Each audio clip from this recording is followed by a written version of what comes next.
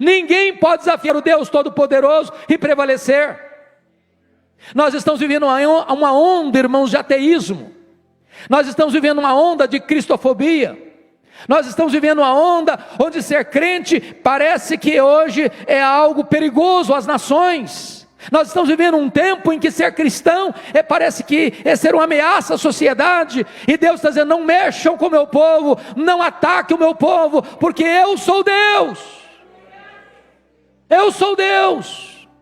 Aquietai-vos e entendam isso. Eu sou o Todo-Poderoso Deus, e as nações serão julgadas, e as nações terão que comparecer perante o juízo de Deus, e os poderosos deste mundo terão que enfrentar o tribunal de Deus. E Deus está alertando a todos: aquietai-vos e sabei que eu sou Deus.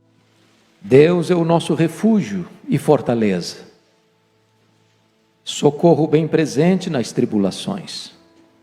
Portanto, não temeremos, ainda que a terra se transtorne e os montes se abalem no seio dos mares, ainda que as águas tumultuem e espumejem, e na sua fúria os montes se estremeçam. Há um rio cujas correntes alegram a cidade de Deus, o santuário das moradas do Altíssimo. Deus está no meio dela, jamais será abalada. Deus a ajudará desde a antemanhã. Bramam nações, reinos se abalam. Ele faz ouvir a sua voz e a terra se dissolve. O Senhor dos exércitos está conosco, o Deus de Jacó é o nosso refúgio. Vinde, contemplai as obras do Senhor, que assolações efetuou na terra. Ele põe termo à guerra até os confins do mundo, quebra o arco e despedaça a lança, queima os carros no fogo. Aquietai-vos e sabei que eu sou Deus, sou exaltado entre as nações, sou exaltado na terra. O Senhor dos exércitos está conosco, o Deus de Jacó é o nosso refúgio. Amém. Amados, eu quero conversar um pouco com vocês hoje sobre Deus, o verdadeiro refúgio. Como o meu coração, como o seu coração, precisa desta mensagem. Num tempo em que o mundo está abalado, confuso, perplexo, num mundo em que as maiores autoridades das nações batem cabeça, num mundo em que os cientistas dizem uma coisa, outros cientistas dizem outra coisa, no mundo de tantas confusões e perplexidades, no mundo em que a economia está abalada, a saúde pública está ameaçada, no mundo em que tantos riscos e perigos batem à nossa porta, precisamos ouvir que Deus é o nosso verdadeiro refúgio. Esse texto nos apresenta 3 verdades bem claras. Confiram comigo, nos versos 1 a 3, ele está falando da proteção de Deus. Depois, nos versos 4 a 7, ele está falando da presença de Deus. Mas nos versos 8 a 11, ele está falando do poder de Deus. É sobre essas 3 verdades que eu gostaria de trabalhar com vocês hoje. Primeiro, a proteção de Deus. Segundo, a presença de Deus. Terceiro, o poder de Deus. O contexto, amados irmãos, é o seguinte: nos versos 1 a 3, você nota que a proteção de Deus está em face de uma natureza em desordem. Estamos assistindo acidentes naturais gravíssimos. O mar agitado, os montes se derretendo, a terra transtornada. O segundo ponto, quando tratamos da presença de Deus, o contexto é que Jerusalém, a cidade santa, está sitiada. A cidade santa está encurralada por inimigos, por nações poderosas, armados até os dentes. com o propósito de invadir a cidade, de atacar a cidade, de destruir a cidade. E Deus se apresenta no meio da sua cidade, no meio do seu povo, para defendê-lo. Mas o contexto dos últimos 3 versos, aliás, dos versos 8 a 11, é onde trata do poder de Deus. O salmista está nos convidando a ir para um campo de batalha após a guerra, e ver os corpos estendidos, mortos, ver os instrumentos da guerra destruídos, as armas poderosas virando sucata, e o salmista mostrando que quem domina as nações é Deus, quem põe termo, fim à guerra é Deus, quem está com as rédeas da história nas suas mãos é Deus. E não importa se a natureza está em convulsão, não importa se a igreja está sitiada, não importa se as nações se convocam para a guerra, Deus pode desarticular tudo isso e revelar o seu poder e a sua glória no meio do seu povo. Então, amados irmãos, eu queria convidar você para olhar comigo essas 3 verdades. Primeiramente, vamos ver a proteção de Deus, versos 1 a 3. Primeira coisa que o salmista descreve são as qualificações de Deus para ser o nosso protetor. E ele diz no verso 1: Deus é o nosso refúgio e fortaleza, socorro bem presente nas tribulações. Há 3 coisas aqui. Primeiro, Deus é o nosso refúgio. Onde está o seu refúgio? Na medicina? Na ciência? No poder político? No poder econômico? Esses refúgios são frágeis demais, são vulneráveis demais, são pequenos demais. A morte chega no palácio e na choupana. O vírus que tem ceifado mais de 2 milhões de pessoas chega aos cientistas e aos analfabetos. Os ricos não podem blindar a si mesmos. Os escudos humanos são frágeis demais para proteger-nos.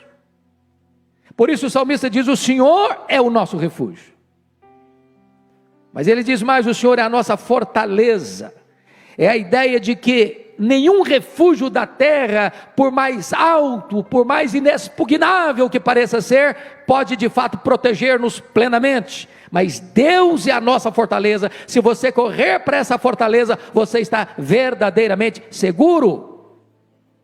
Terceiro, ele diz: o Senhor é o nosso socorro bem presente nas tribulações. A ideia de tribulação aqui é de um aperto, de um beco sem saída, quando nos sentimos entrincheirados pelo inimigo, e Deus é o nosso refúgio, a nossa fortaleza e o nosso socorro bem presente.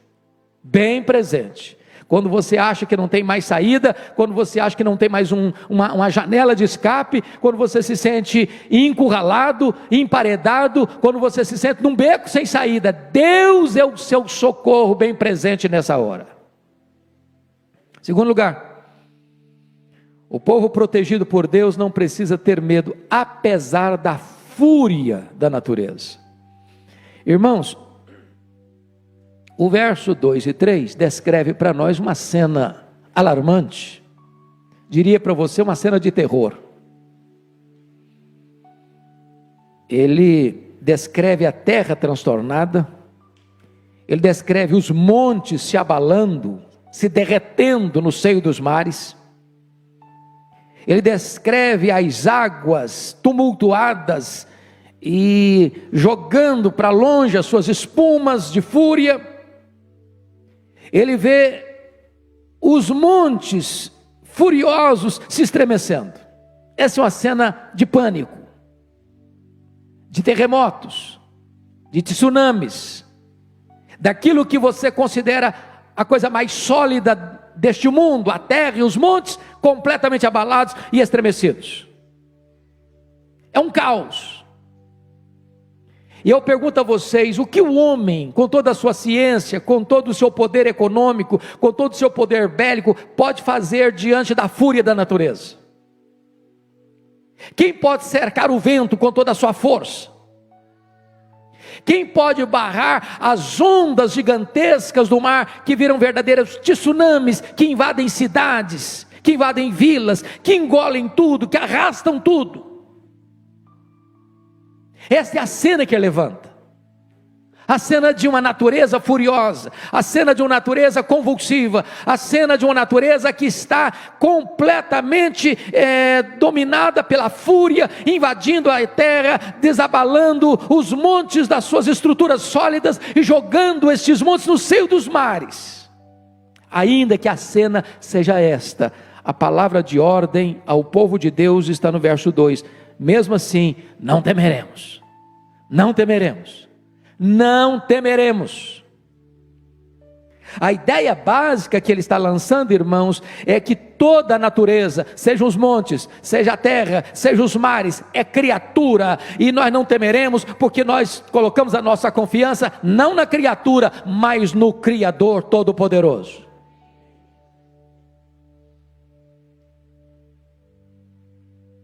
Notem vocês que agora ele vai falar de outro assunto.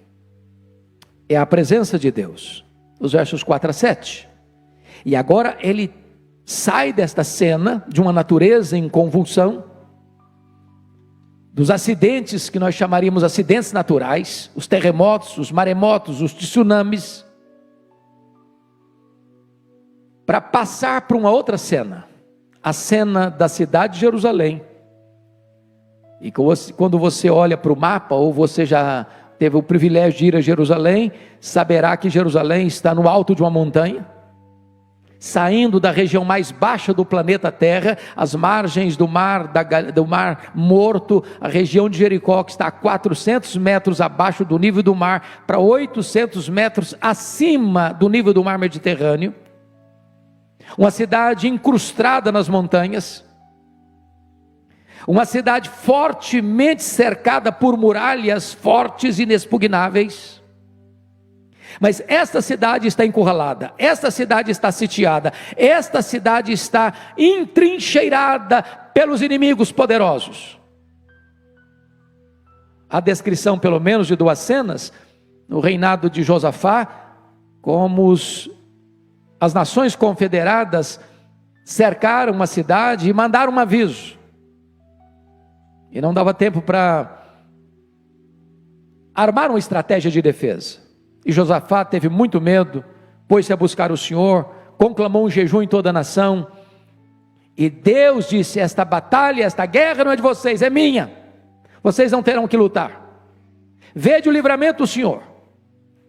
E então o povo de Deus é conclamado a adorar a Deus, a louvar a Deus. E quando eles começaram a cantar louvores a Deus em altas vozes, Deus pôs emboscada contra os inimigos e eles foram desbaratados. Talvez uma segunda cena acontece no reinado de Ezequias. Ezequias foi o rei de Judá, que no seu reinado viu a queda de Samaria pelo poder do exército assírio. Este mesmo exército assírio que derrubou Samaria e entrincheira Jerusalém. E manda um recado abusado para Ezequias: se renda, porque Deus nenhum vai livrar você da minha mão.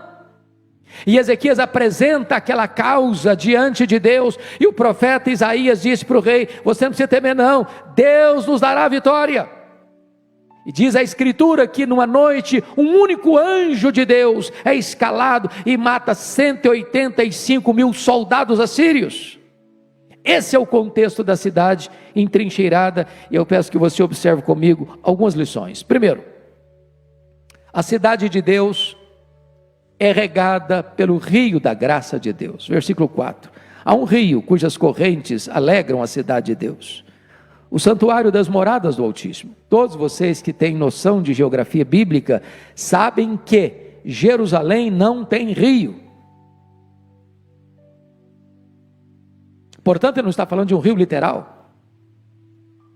Aliás, no período de Ezequias, para evitar exatamente esses cercos de nações poderosas em Jerusalém, ele faz uma espécie de galeria e traz água para dentro dos muros de Jerusalém. Mas certamente este rio é o rio da graça, é a expressão da própria presença de Deus entre o seu povo. Deus é o próprio rio, ele é a fonte da vida, o manancial de água viva. O próprio Espírito de Deus que habita em nós, são rios de água viva, que fluem. Obviamente ele está falando desta presença de Deus no meio do seu povo, e Jerusalém, para todos nós sabemos disso, é um símbolo da igreja. Deus está presente no meio da sua igreja, apesar de todos os riscos e ameaças que nós sofremos neste mundo.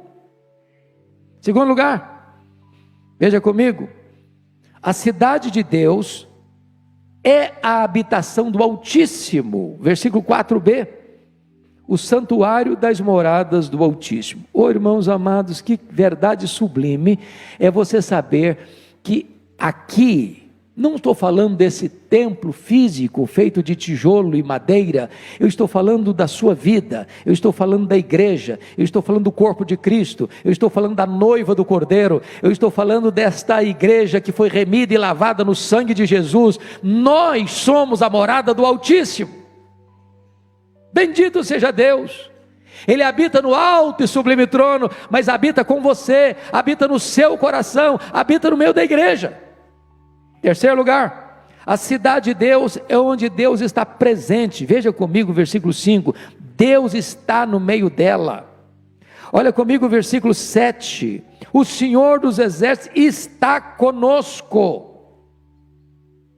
Em outras palavras, irmãos, não importa os riscos e perigos que a igreja está enfrentando, seja de uma pandemia, seja de problemas econômicos, seja de problemas de saúde, seja de problemas ideológicos, seja de perseguição do mundo, seja a perseguição e a fúria do diabo, nós precisamos entender uma coisa: se o Deus Todo-Poderoso está no meio da sua igreja, se o Deus Todo-Poderoso está conosco, nós não seremos abalados. Terceiro lugar, quarto lugar, a cidade de Deus é ajudada pelo Altíssimo. Olha o verso 5b comigo. Deus a ajudará desde antemanhã.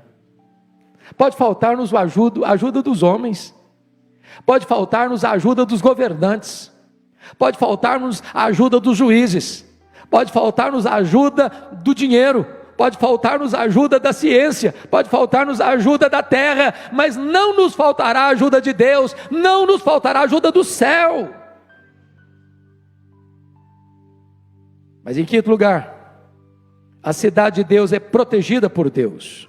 Olha comigo os versos 6 e 7.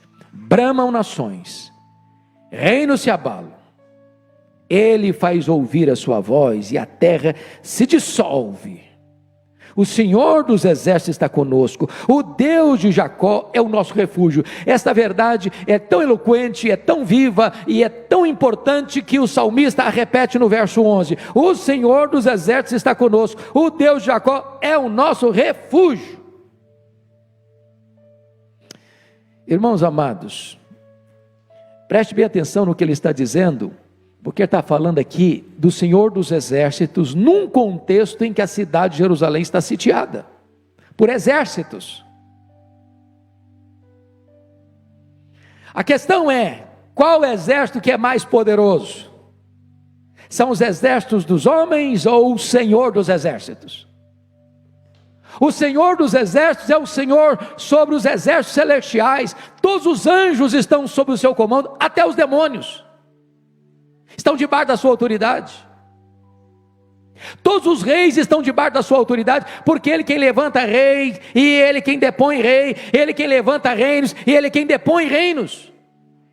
Não há possibilidade de sermos abalados, uma vez que o Senhor dos exércitos está conosco, e o Deus de Jacó, o Deus da aliança, é o nosso refúgio. Por isso, se a primeira ordem com respeito à natureza em convulsão é não temer, não temeremos, a verdade que agora está clara e posta é, conforme está no verso 5, não seremos jamais abalados, nem medo, nem abalo. Mas agora eu conclamo você a olhar o último ponto desta mensagem, que é o poder de Deus. Versículos 8 a 11, agora a cena muda de novo. Agora não é a natureza em convulsão, agora não é mais a cidade entrincheirada e sitiada pelos inimigos, Mas agora é Deus chamando o seu povo para dar uma olhada no campo de guerra. O que aconteceu? Com a poderosa intervenção de Deus. Então você vai perceber que os carros de guerra foram queimados, estão caídos, enferrujados. Agora a cena é poeira e destroços cobrindo arcos quebrados e lanças despedaçadas, a própria guerra dizimada.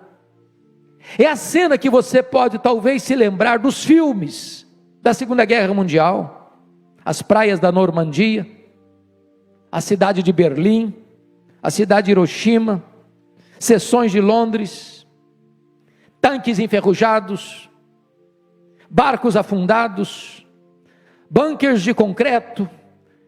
É como se o Senhor Deus olhasse para o poder bélico do mundo e dissesse: basta, chega. Então destacamos aqui alguns pontos. Primeiro, Deus abate a força dos poderosos deste mundo. Olha o verso 8 comigo. Vinde, contemplai as obras do Senhor, que assolações efetuou na terra. As assolações aqui estão ligadas às nações que entrincheiram o povo de Deus, para atacar o povo de Deus, para destruir o povo de Deus, e Deus se levanta como o Senhor dos exércitos, como o nosso refúgio, o Deus de Jacó, para nos defender e impor uma derrota fragorosa e acachapante aos inimigos da igreja. Bendito seja Deus. Segundo lugar, Deus põe um ponto final na guerra, destruindo suas armas de destruição. Olha o verso 9 comigo. Ele põe termo à guerra, ou seja, ele põe fim à guerra, até os confins do mundo. Ou seja, Deus é o Deus de todas as nações, Deus é o Deus de toda a terra. Não há uma nação, não há uma cidade, não há uma vila, não há um povoado, não há uma etnia, não há qualquer povo na terra onde Deus não esteja com o seu domínio pleno sobre este povo. Ele é quem levanta reinos, Ele é quem abate reinos, é Ele quem coloca príncipes no trono e de lá os derruba, é Ele quem determina quando uma guerra vai começar e quando uma guerra vai terminar. Por sua onipotente mão, Ele quem destrói as armas que destroem os homens. Ele quebra o arco, Ele despedaça a lança, Ele queima os carros no fogo. É claro que o salmista está falando das armas do seu tempo. Talvez se fôssemos escrever esse salmo hoje, nós usaríamos outras armas, mais poderosas, mais potentes, mais destruidoras. Mas não importa se as armas mudaram, o que importa é que Deus não mudou e Ele é o todo-poderoso Deus. Louvado seja o Senhor. Terceiro lugar, Deus exorta os homens a não se insurgirem contra Ele. Olha comigo o verso 10. Aquietai-vos e sabei que eu sou Deus. Sou exaltado entre as nações, sou exaltado na terra. Irmãos amados, muitas vezes você e eu lançamos mão desse versículo para trazer uma palavra de consolo aos abatidos. Mas o contexto básico não é este. Não é este. O contexto desse verso, aquietai-vos e sabei que eu sou Deus, é Deus se dirigindo às nações insolentes, que se insurgiram contra Ele, que não respeitaram o seu poder, que desafiaram o seu poder, que ameaçaram o seu povo. E Deus está dizendo para essas nações: baixem a bola, baixem a bola, saibam de uma coisa, eu sou Deus. Ninguém pode desafiar o Deus Todo-Poderoso e prevalecer. Nós estamos vivendo uma onda, irmãos, de ateísmo. Nós estamos vivendo uma onda de cristofobia.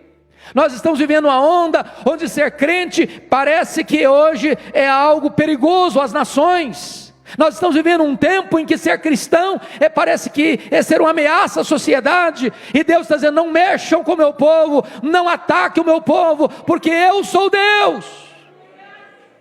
Eu sou Deus. Aquietai-vos e entendam isso. Eu sou o todo-poderoso Deus, e as nações serão julgadas, e as nações terão que comparecer perante o juízo de Deus, e os poderosos deste mundo terão que enfrentar o tribunal de Deus, e Deus está alertando a todos: aquietai-vos e sabei que eu sou Deus, sou exaltado entre as nações, sou exaltado na terra. Então, amados, em último lugar, Deus exorta o seu povo a descansar em sua presença e a confiar em seu poder. Versículo 11: o Senhor dos exércitos, o todo-poderoso Deus, o Deus que domina os anjos, o Deus que domina os demônios, o Deus que domina as nações, o Deus que domina os poderosos da terra, o Senhor dos exércitos está conosco, e o Deus de Jacó é o nosso refúgio. Este foi o salmo que inspirou Martinho Lutero a escrever a Marselhesa da Reforma, o hino Castelo Forte é o nosso Deus. Talvez, em virtude da sua experiência, vocês bem sabem disso, que na Dieta de Worms, em 1521, o Papa Leão X emitiu uma carta anunciando a excomunhão de Lutero, o que levou o imperador do Sacro Império Romano, Carlos V, a emitir ordens de prisão para Lutero. E Carlos V chegou a declarar: queremos que Lutero seja apreendido e punido como um herege infame, como ele merece, estabelecendo um generoso preço pela sua cabeça. Entretanto, quando Lutero sai da Dieta de Worms, ele é capturado, não pelos inimigos, mas por um aliado, por ordens de Frederico III, o único homem poderoso o suficiente para se opor a Carlos V. E ele é levado então para o castelo de Wartburg, uma fortaleza murada, estabelecida no topo de um precipício de 1.200 pés. E é ali que ele traduz o Novo Testamento para o alemão. É ali que ele estabelece os princípios básicos da reforma. E talvez olhando para aquele castelo tão alto e tão forte que ele estava, é que Deus coloca no coração dele esta música, que se tornou um grande estandarte da reforma: Castelo Forte é o nosso Deus. Oh, meus amados irmãos, vivemos dias difíceis, sim, em todos os aspectos, mas nós podemos levantar a nossa alma e dizer: ainda que a terra se transtorne, ainda que os montes se lancem no fundo dos mares, nós não temeremos. Ainda que o inimigo nos cerque, não seremos abalados, porque Deus é o nosso refúgio, o Senhor dos exércitos está conosco. Que Ele nos abençoe, que Ele nos fortaleça, que Ele nos encoraje. Amém.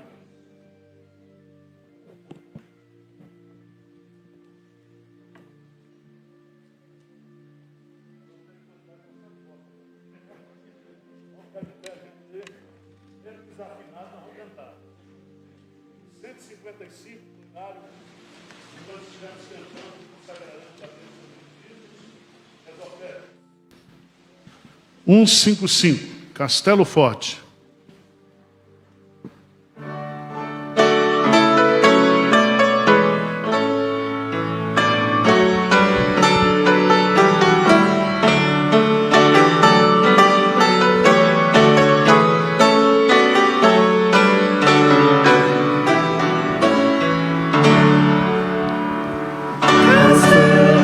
Forte, nosso Deus, desfada com escudo.